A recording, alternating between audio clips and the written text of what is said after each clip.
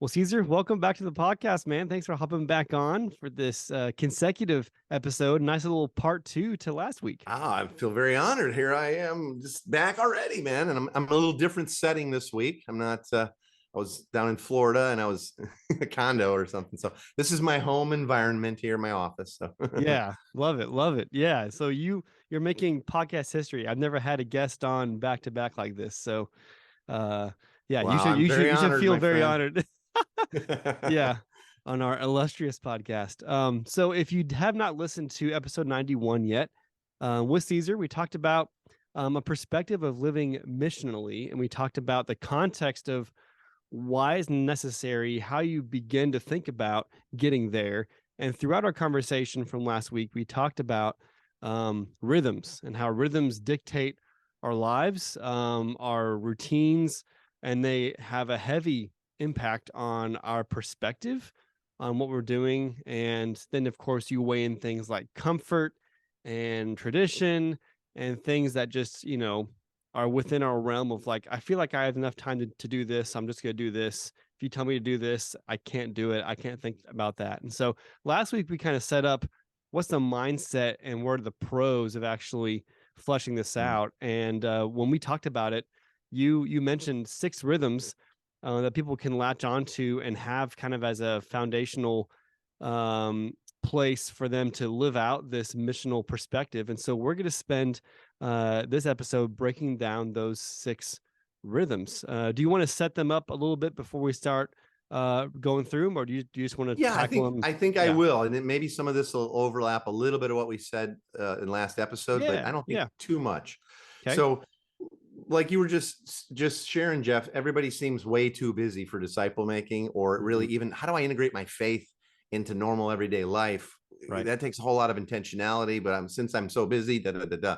And so what God kind of showed us, not like in a fiery bush kind of way, but like years ago when we were starting to get really serious about making disciples and building out missional communities and people that were living this way, Mhm. kind of gave us these handles and through some other folks and all kinds of different ways that kind of came together. So I don't want to say like, wow, we're so smart, but it turns out that God's created the world in a certain way that there's these 6 rhythms that everybody lives in, everybody has in common. And you don't have to call them what we call them, or you know what I mean. Like we've taught this to so many people, and it's been used, I don't know, hundreds, thousands, maybe 1,000 churches, but they change up the language a little bit here and there. That's not really the point. But once you see this, you realize, oh, that's all true of me. Yeah, and it was true of Adam and Eve, and it's true of Israel, and Jesus lived this way, and so does his disciples, and so do your neighbors and kids. And since we already do have these common life rhythms going, now it's just a matter of intentionality. So that's a Mhm. heart issue, you know what I mean?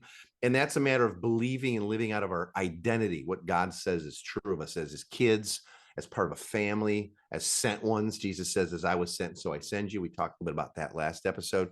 As servants, and then really believing disciple making is not like optional. If you're a Christian, then you're a disciple of Jesus. Disciples make disciples, but how do we fit it all in? So that's what I want to talk about, is these 6 rhythms that I just briefly went through real fast, but we'll Okay. have time, hopefully unpack these a little bit more and give a few examples of how they work out in everyday life. Yeah, I love that. Yeah, so I feel like even if you haven't caught last episode yet, these are going to be really helpful for you to hear now. But yeah, I'm excited to see how it connects from our conversation from last week. I would go back and hear Yeah. that first, Mhm. pause. Okay. you know, Okay. it really Yeah. will make more sense this way. But Yeah. I imagine it would, but yeah, for sure, for sure. Okay, cool. Well, let's start with rhythm number 1. What's the first rhythm you so want there's to really no mention? order to these, but I kind of teach them in this order so I can Okay. remember them. But the Okay. first one is this idea of being story formed. It's a word we kind of made up, but it's understanding that we're, like shaped by God's story. And in fact, our story is a bigger part of his. And so like our sort of tagline, our one-liner for this one is that as disciples, we understand and experience and intersect with God's story and with others. And so it's an intentionality of going, hey, now, why is this common? Well, everybody has a story. Hmm. You have a story, I have a story, every human has a story, and it's ongoing. Not everybody knows, though, that their story has significance to God, and that their story is actually a part of his bigger, grander story.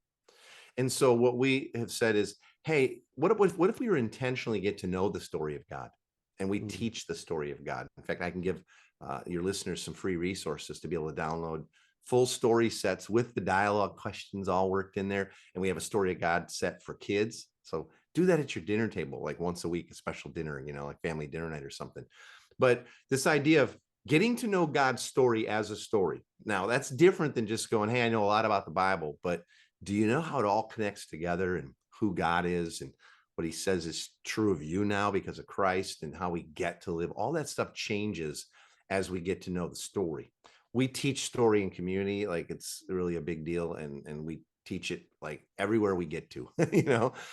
It's also a matter of helping then people find their own story in that story, which means you're going to have to get to know people and get to know their Mm. story better. Mm-hmm. Oftentimes I'll ask like church leaders, I'll say, how well do you know the stories of your staff or your core volunteer base? Yeah. Most people are like, I don't. Like, even their staff, they're like, well, I know they're from Chicago and moved out for college, and did some youth work, and then not whatever. But that's not a story, that's a set of facts, right? Mm-hmm. Do you know people's stories enough to know where they struggle with believing the truth of the gospel and Mm. trusting God?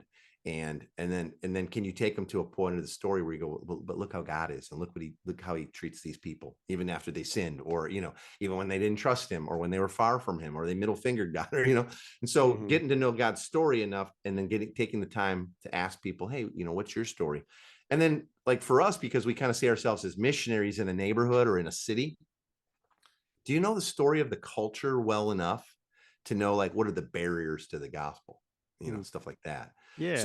So now that's a natural one, because all it takes is intentionality, instead of just kind of shooting through life with people, but saying, hey, I'd love to get to know a little bit more of your story, or asking story-based kind of questions like, so where are you from? Is this home for you originally? Or like, okay, so do you have siblings? What was that like growing up? Getting to know people's story deeply. Now, like I said, we teach this, story of God thing.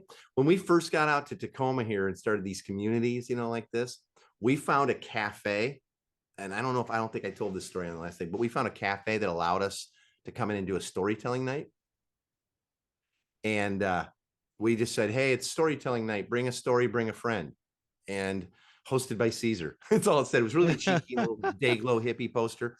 And we started going there. They said, well, you can come on Tuesdays. It's dead in here. Like, you can use the stage on Tuesday. I'm like, oh, well, it's open for people, but we started doing it. We put up some posters around town at cafes and junk like that. And people came. And I would say within 2 or 3 weeks, this thing was packed. And all I did was I let people tell any story they wanted. But I said, but we're going to practice this form of storytelling I learned in Africa, where whoever tells the story can ask you questions of the audience, or the audience can ask the teller a few questions. Let's see how it goes. And I would tell some story, just any story. And then someone would come up and do a story. We would discuss it a little bit, each one. Mm-hmm. And then at some point, I'd get up again and say, hey, I'm going to tell a story now from the best-selling book in human history. It's called the Bible. Yeah, crazy, right? And I'm going to tell you one little piece of it tonight. And a lot of people think it's a true story, the Bible. A lot of people don't. Wherever you're at, that's where you're at. I think it's a true story, but it's a wild story. And let me tell you. And then I would do a little piece of it, and I would only ask 3 questions. Like, in the community, we go deep, lots of questions, And it was nuts, man, the answers that came out. And we did it chronologically for about 30 weeks in there, just every Tuesday. And it was so packed. It was kind of like that scene in, Capernaum, where like there's no room in the house. They had to lower their buddy in, like to see Jesus. There were people just like leaning into the room, because it was in one room of this cafe. It was so packed. And the people we met and the stories we got to hear from their lives, and things that were important to them. And it was nutty. We do the same thing at our dinner table with our kids and with our friends, and in our living room. And everybody gets to do this story. So that story is one of the big rhythms. Yeah, I love that. I think I have a feeling based on last week's conversation and this first one, that it's going to mimic a lot of the context of the culture and being known that we see in Acts 2 and the early church, because these churches and communities, they met in homes or common places in the market, and Yeah. a lot of them lived like they're together, did life together. Like, it wasn't a, hey, come to this church so you could do it. that's just where they lived, and they decided, okay, let's do church. And one of the Let's be plugs, church. Let's yeah, be church. let's be church, yeah, let's Yeah. be church. And so one of the plugs you commonly hear about smaller local churches is that, hey, I'm not just a number, like I know everybody, right? And so when we have it in the context of being in homes or being missional or like having a cafe, like this is our community, the same people showing up every week to hear stories, tell stories, that I feel like, I know you mentioned like these aren't in any particular order, but I feel like there's some good reasoning to have this be the starting place, because probably the first good pillar of community is being known, being seen. Yeah. And you can Mm. ask good questions or do things together, but if you just stop and listen and say, I want to get to know you for the value and sake of knowing you, right? That's going to resonate a lot farther than any other church marketing tactic or whatever else. Like it's just a Oh yeah. genuine, natural that ties in with like how we were created, and how the Church of Christ started is just truly 100%. being known and seen. Yeah.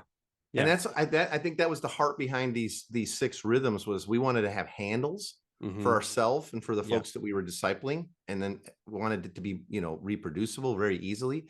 We wanted these rhythms to be handles of like, hey, once we see all this, it's kind of hard to unsee it. And since, as you're going to see, like everybody has a story, well, all of these rhythms, this is all common. Yeah. Now, over time, we keep these stuff posted up until it was like in our head and our heart, and Hmm. until each one of them actually was a rhythm in our life, or just like your heartbeat or your breath, you're not thinking about it, it just is happening. That's kind of how we roll now. I'm always wanting to know people's story, and I'm thinking of it in light of the truth of the story of God, and Yeah. going, oh man, if they only knew this. But I know we're going to be doing the full story of God here at our house, like in 6 weeks, or or a few months from now. And I'm gonna just trust God for the conversation to eventually get to like going, there's this thing, man, and like it's crazy and it's really fun, and we get together and we eat, and we're going to tell you a story, and like people do, and it's like, oh, that's no one would want to do that. Nope, opposite. It's Yeah. the opposite, man. Like we've Yeah. done it. I've done the story hundreds of times. Very Yeah, cool. Love yeah. it. All right, let's hit the next rhythm. What's the next Next rhythm? rhythm is listen. You can see how that fits together, right? Hmm. And what we say to people is that we want to help them, like intentionally, there again, set aside regular times to listen to God, both backward and forward. Okay. Okay. Because see, now, why is this a common rhythm? Everybody's listening to somebody all the time, but who or what are you most listening to? You know, like, are you listening to like of that voice from college, or your coach, or a parent who didn't ever tell you he loved you, or that person who was the only one who did, so now you live for their approval because you can't lose it because you need it so bad? You know what I mean? It's like, who are we listening to? So what we do is we say, hey, let's practice with intentionality listening to God, both backward and forward. And we listen to God backward through his word, through reading of the word, through the telling of the story of God and things like that.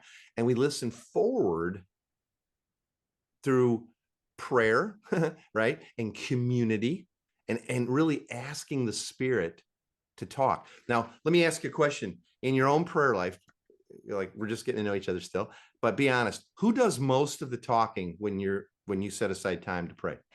Yeah, definitely me. Right? Me too. Like that's changing, that's changed and changing, but most of us do all the talking.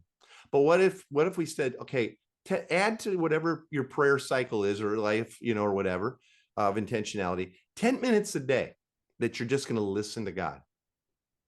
Good morning, Father. I'm here. I want to hear your voice today. I'm listening. Now, at first, it's going to be hard not to go to your to-do list and jump in, and get to all that. But you will be shocked at what God's been waiting to tell you. It seems crazy to me that as God's kids, as his family, as his body, Christ's body on earth, we spend so little time listening to Dad, and we do all the talking. Mm-hmm. Just think about that. Like the Mm-hmm. omnipotent sovereign who loves us to the point of giving his own life is waiting to talk to us, and we're just going to burn his ear off with our to-do list, rub the prayer genie lamp, and I got to go, Dad. I got to get to work now. I got to get to ministry, or whatever. Yeah. So, but what happens if we start to do that, and teach our kids to do that, listening prayer? It's very profound. And then listening to others as well. Like, hey, I'm trying to, make a decision here, or about my work, or about a ministry situation, or I'm having this issue relationally with so and so. Would you pray and help me listen to God for an answer in this? Because I don't want pragmatism. I want His voice. He already knows. He knows that person. He knows this situation. He knows me. He knows my fear. Loves me anyway. Hey, Dad, what's up with this? Would you listen Mm, to? And very cool. very often, the way God speaks to us, I have come as an older brother to find out, is He speaks through other people. Yes. Yeah. Most people don't hear Absolutely. God audibly, on a mountain, right? Mm-hmm. And of course, He speaks through His word, but He also speaks through His body, 100%. Jesus said Mm-hmm. He would, and He does. Yeah. And so, but a lot of people, they never would avail that of others. Like, I'm going to manage the knowledge of good and evil for myself. I only check in with God when the wheels are coming off something bad, and I'll Mm-hmm. never check in with community. Mm-hmm. You know what I Yeah. mean? Like, because I want to Yeah. hide that stuff, because I don't want to look bad, or I don't want to look needy or whatever. It's like, oh, we were created for the opposite. Yeah. So learning to live in a rhythm of listening both backward and forward to God's word, to His story, and then through His spirit and in community, a really powerful rhythm, an Mm-hmm. important one for discipleship.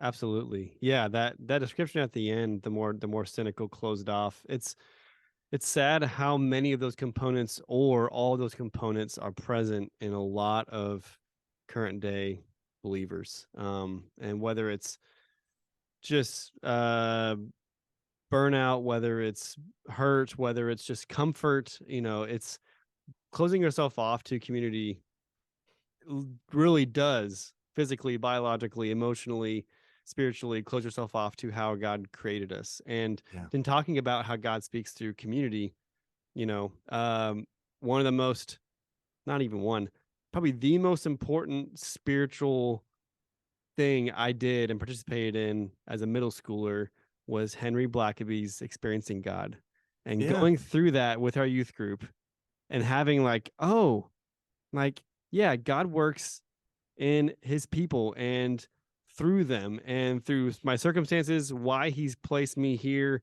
in this family, at this school, with these friends, relationships with these youth leaders.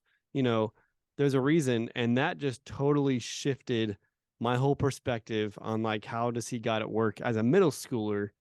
Yeah. Um and even if people have had like those kind of experiences the last several years, especially in COVID, of like an anti in-person community time, of Yeah. quarantine, everything else. It's affected so much. But even for those who are like, yeah, I see the benefit of this, the benefit of that, it's like, well, online's fine. Or for teenagers, especially, and being in the youth ministry world, a lot of them were able to find, depending on how their church did events and reaching out or lack thereof. One thing that I've seen several youth workers talk about post COVID is their students have found their need for community filled elsewhere because the Mm. church didn't step up and cultivate what it should have been doing the whole time. Now, it's not to say that you break rules, or that churches who like, hey, all churches who are struggling, you didn't do enough in COVID.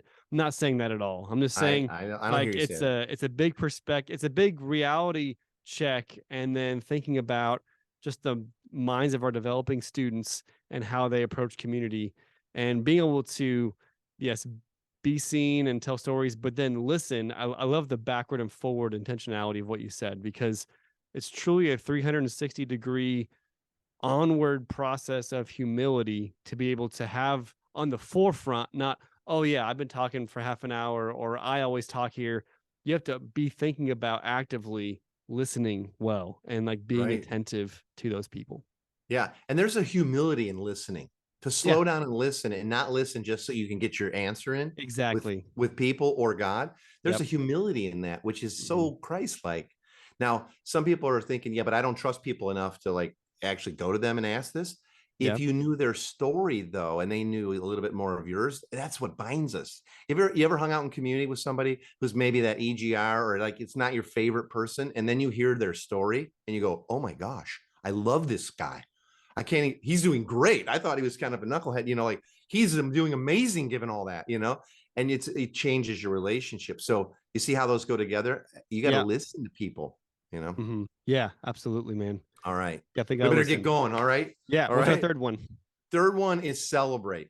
Okay. Okay. So we all live in this rhythm of celebrations, and think about how many parties and different things you kind of are almost like required to go to, birthday parties, nieces, nephews, kids, friends, your parents, holidays, Super Bowl, you know what I mean? Work related, all this. There is so many celebrations going on. And so we get to enter into that rhythm, though, in the way that God always intended. God's a God of celebration. He mandated for Israel 7 major feasts and festivals. Each of them were a picture of what God was like and pointed to Christ, and then showed the people how they get to live all year, not just at this party. Right. It's a beautiful thing. I don't have time to unpack them, but what would it look like to celebrate with people, but like with an intentionality in discipleship, right? Like, we're going to go and be like Jesus was, like, his first miracle, the bringer of the better wine. Why did he do that? He wanted to show the world what the kingdom was like, that his dad wasn't ticked off and angry and far away, that he's a father, he's a God of celebration. Here's a couple hundred more gallons of wine, right? Yeah. What if that was our attitude when we went to a party?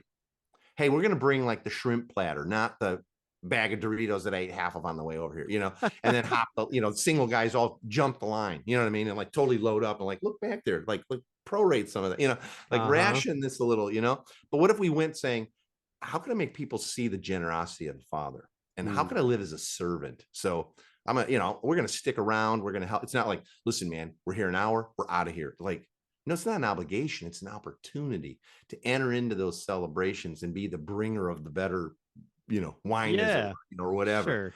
and stick around and serve.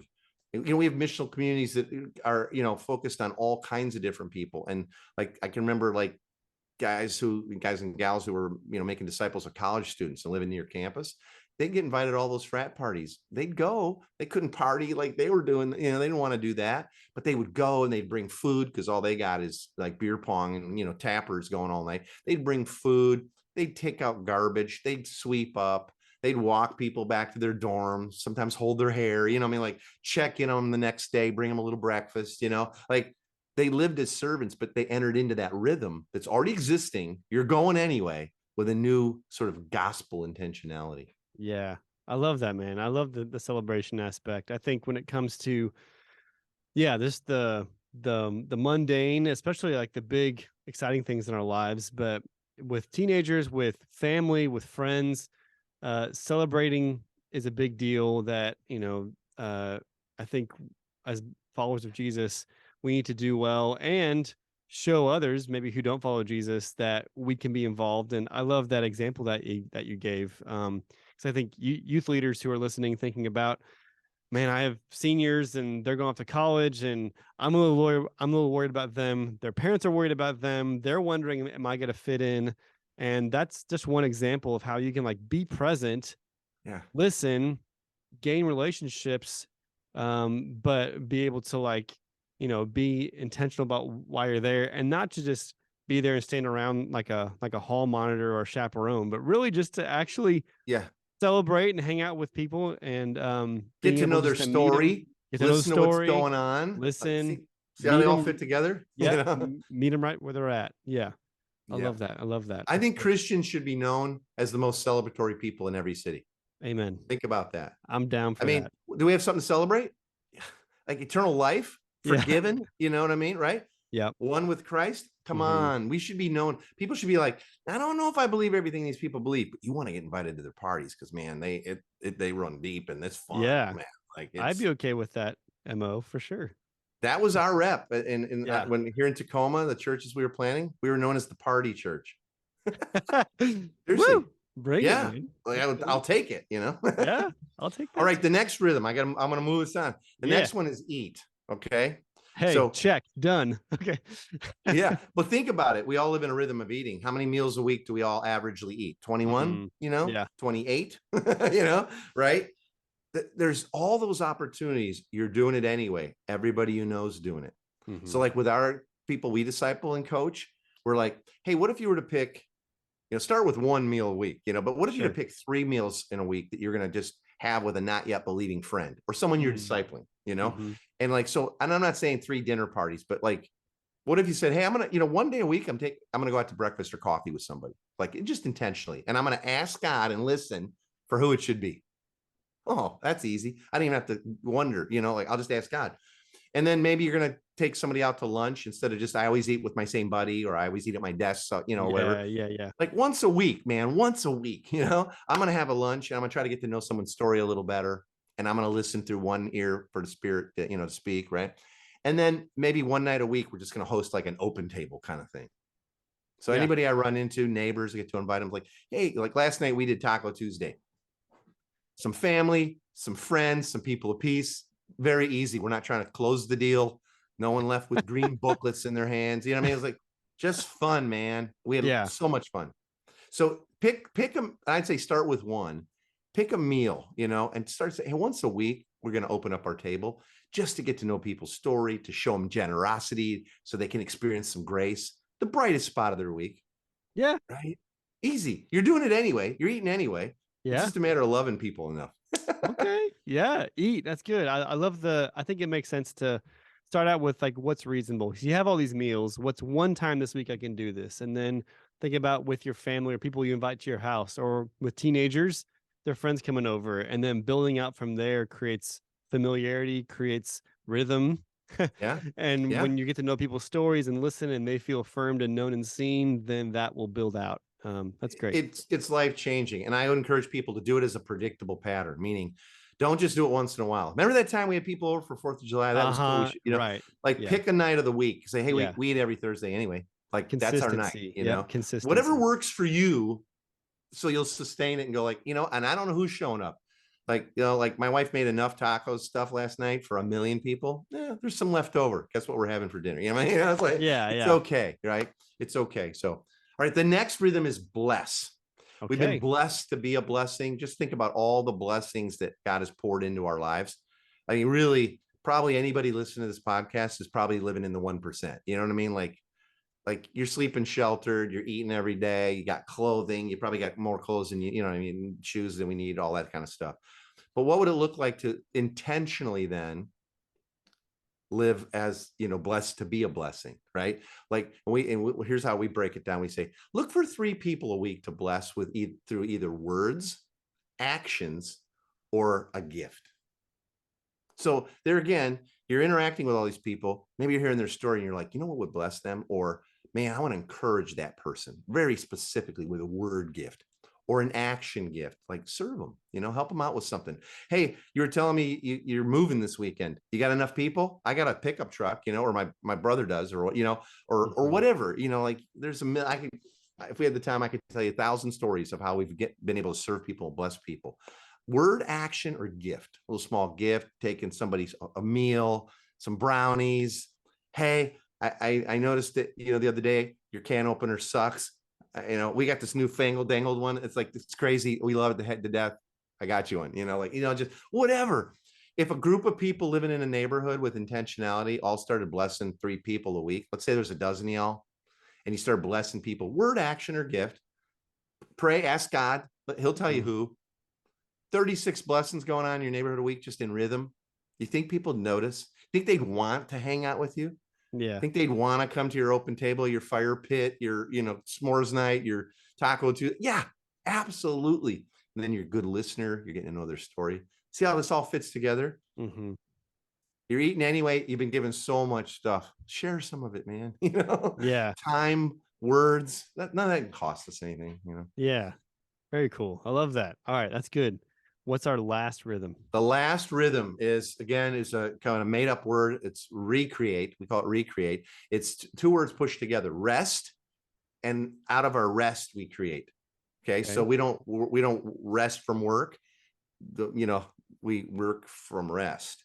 That's sort of the biblical creational, plan that God set in motion. Humans were created, and the next day was the day of rest. Crazy, right? So they didn't start like, all right, this garden's a mess, like get after it. It was like, no. And it's the most often repeated of all the laws and commands in scripture, and all the laws is like, don't forget to keep the Sabbath, you know. Mm. And so what it is rest and create. We rest in Christ's completed work, and out of that we create beauty and work. It's the idea of Sabbath.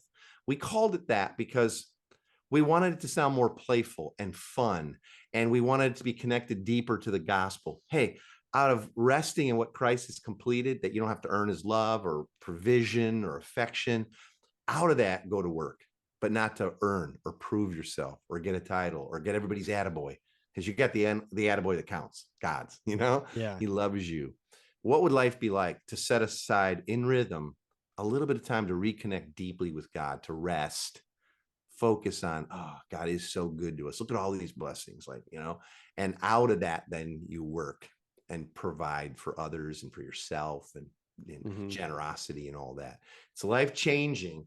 It's the way we were created to do. It's the one I suck at the most, man. I'm not good at it in rhythm. I do it, but I need my community. I'll be honest with you, without a community to remind me, ask me, I've had friends that are like, man, I'm taking you golfing, I'm taking you fishing, like once a month, this, once a week, that. I need that because I'm kind of a getter doner, and I tend Yeah. to want to be my own provision and everybody else's.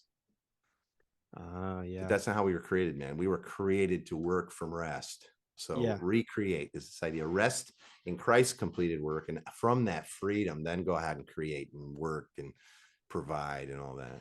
Yeah. No, I love that. I think some misnomers about rest that I've learned for myself, and that I think a lot of people hold, are that rest doesn't necessarily mean like sleeping or sitting around and doing nothing. Also, it's good to rest from good things, not just like, man, it was a terrible day at work or a week at work, I just want to rest and do nothing. Like, it's good to rest from even things like when you're building into community and hearing people's stories, and like, just like you said, I tend to want to fill those myself and be people's provisions and help them out, and get to know them, which are God honoring things. But even in that, we need to rest because We we need to need reconnect to the margin. Father's Yes, heart, absolutely. Yeah. like consistently. And I Hmm. know some people say, well, that's why we go to church on Sunday. Yes. And Yeah. what if it was a part of life, though, where you're going, I'm cultivating this. That was Jesus' point about the Sabbath. It wasn't about taking a day off of work. It was about taking time to recreate yourself, to be recreated in who God's created you to be in his love. Because then you can go forward and work and be a blessing, but you're not doing it to build your own story and build your own glory and put Yeah. on a mask and earn and prove yourself. There's freedom in all of it then. Yeah. That's the idea behind Sabbath, is that it's so, like you said, for my wife, it's gardening. Or believe it or not, because she loves to cook and have people over, that's her happy place, man. She's deeply connecting with the Father when she's either out gardening or putting on a big meal. Like what some people go like, I never want to do that. For my wife, that's how she feels the Father's approval and love. And I don't know why I'm good at this, but people respond and they feel loved by it. And so I love doing it too. And everybody's different, but it takes intentionality to cultivate that rhythm of that. But it's an important rhythm, and it's an important rhythm for students and for people. Wouldn't it be great if people learned that young in life? Like, no, I'm not going to like work to prove myself. I really have, my family did this and my church did this. And we actually set aside time to listen to God and deeply connect. And sometimes I did alone. Sometimes we did it together with friends. And then we went out and had a lot of fun together, all in light of that. And it was richer, it was deeper, way more fulfilling than just like, whew, I'm just going to look at, I'm just going to like work through TikTok videos or Instagrams all day, or I'm going to just like binge out on Netflix. That's all the rest you ever get. When do you deeply connect and refresh and be recreated? That's what we're created for. Yeah. Love it, man. I love it. Well, So Caesar, there you go. That's yeah, that's a all of them. 6. Yeah, I love it. Well, Caesar, thank you so much, man. We will put your website URL for Everyday Disciple back up in the show notes so people can hit that up. And And please come and check out the podcast. Check out the yeah, Everyday Disciple podcast. We talk about yes, all this stuff and try to normalize our faith. That's why it's called Everyday Disciple. What would it yeah, be like to look, into everything and make it beautiful and simple and good news for people, starting with ourselves too, yeah. Love it. All right. Well, thanks again, man. Have a good one. Thanks for having me on. Blessings, man. Well, that does it for today's podcast episode. Thanks so much for tuning in.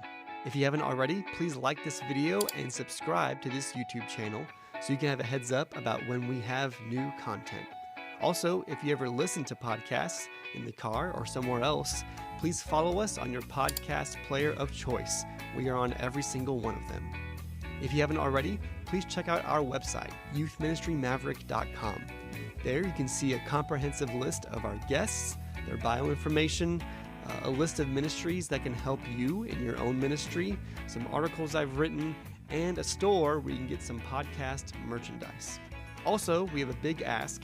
If you would go and leave us a review on Apple Podcasts, not just a rating, but a review, take a screenshot of it and send it to me on social media. And in return, I will write you a thank you card and send you some podcast merchandise that you can't buy on the store. Well, that does it. We'll catch you next time. Adios.